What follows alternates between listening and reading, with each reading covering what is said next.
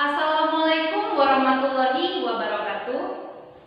Saya Sisna Astrina, mahasiswi Universitas Terbuka NIM 859823556, Prodi PGSD semester 2. Di sini saya akan mensimulasikan proses pembelajaran seni terpadu tanpa siswa untuk memenuhi tugas mata kuliah pendidikan seni di SD dengan dosen pengampu Ibu Winarni Sarjana Seni. Dan saya akan mempraktekkan RPP kelas 5, tema 2, subtema 3, pembelajaran kelima, muatan SBDP. Assalamualaikum warahmatullahi wabarakatuh. Selamat pagi anak-anak. Apa kabar kalian semua? Alhamdulillah, sehat-sehat semua ya. Semoga kita semua selalu dalam keadaan sehat walafiat dan selalu dalam lindungan Allah Subhanahu wa taala. Amin amin ya rabbal alamin. Nah, baiklah, langsung saja ya kita mulai pembelajaran hari ini. Karena Ferdi hari ini datang paling awal, jadi Ferdi yang memimpin doa. Doa selesai. Baiklah, sebelum itu kita akan absen dulu. Ibu absen ya. Adit hadir, Ervan hadir, Ferdi hadir, Mawar hadir, Pebi hadir, Rahma hadir. Alhamdulillah anak-anak ibu semuanya hadir ya.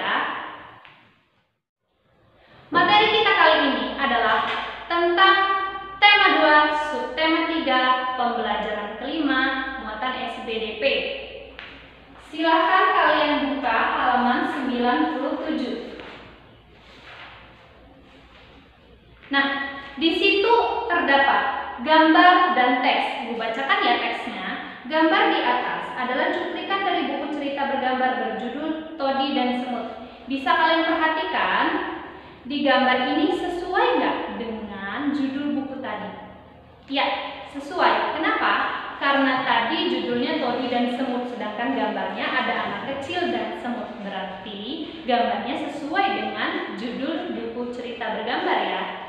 Nah, berbicara tentang cerita bergambar, apa sih cerita bergambar? Cerita bergambar adalah cerita yang menampilkan gambar. Contohnya yaitu komik. Di dalam cerita bergambar terdapat beberapa unsur.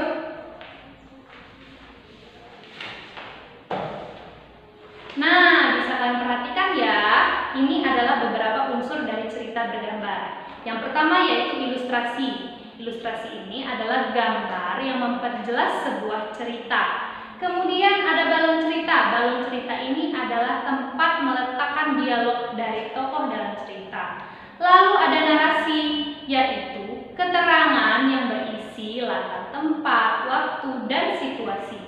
Lalu yang terakhir ada parit. Parit ini adalah garis pemisah antara gambar satu dengan gambar yang lain. Nah, itu dia unsur-unsur dalam cerita bergambar. Sekarang ibu mau tanya, apa sih ciri-ciri cerita bergambar? Ya, cerita bergambar itu ciri-cirinya gambarnya bersekat-sekat. Ada lagi? Ya, menceritakan urutan peristiwa. Kemudian, iya benar, gambarnya itu lebih banyak daripada teks. Nah, tadi kalian sudah mengetahui unsur-unsur cerita bergambar. Sekarang ibu kasih contoh cerita bergambar.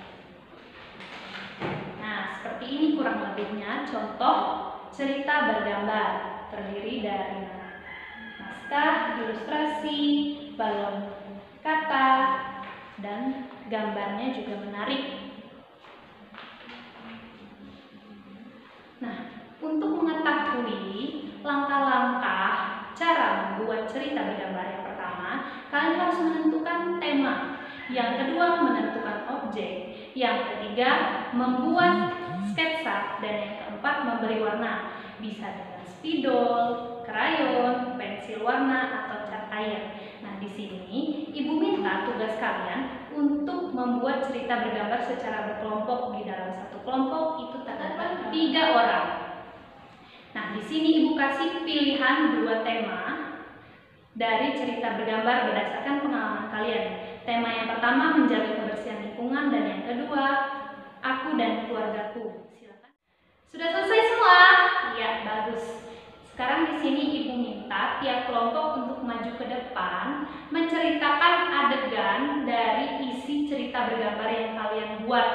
Jadi kalian kayak acting gitu di depan kelas, di depan teman-temannya.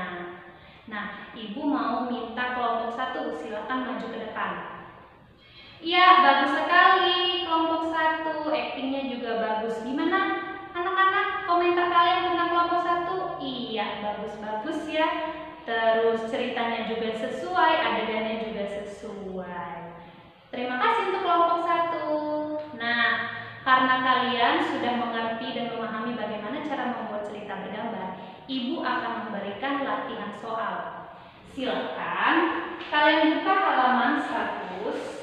Di situ ada 5 soal. Silakan kalian kerjakan sekarang dan Ibu beri waktu 10 menit.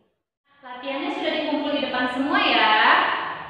Untuk kali ini, Ibu ingin bertanya, apakah ada yang kurang paham tentang materi kita hari ini? Tidak ada ya? Baik, jika tidak ada yang bertanya, Ibu ingin menyampaikan kesimpulan.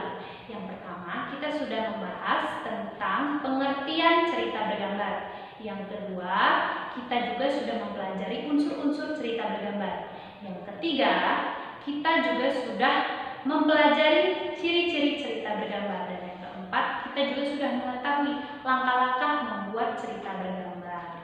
Baik, itu saja materi kita pada hari ini anak-anak. Semoga bisa bermanfaat untuk kalian semua. Sebelum itu, kita harus tutup dengan doa. Dan karena di awal tadi kita sudah dipimpin dengan Ferdi, maka pada akhir pelajaran hari ini juga kita tutup dan dipimpin dengan Ferdi. Doa selesai. Baik, itu saja materi kita kali ini. Sampai jumpa di lain hari. Wassalamualaikum warahmatullahi wabarakatuh. Demikian tugas dari saya. Wassalamualaikum.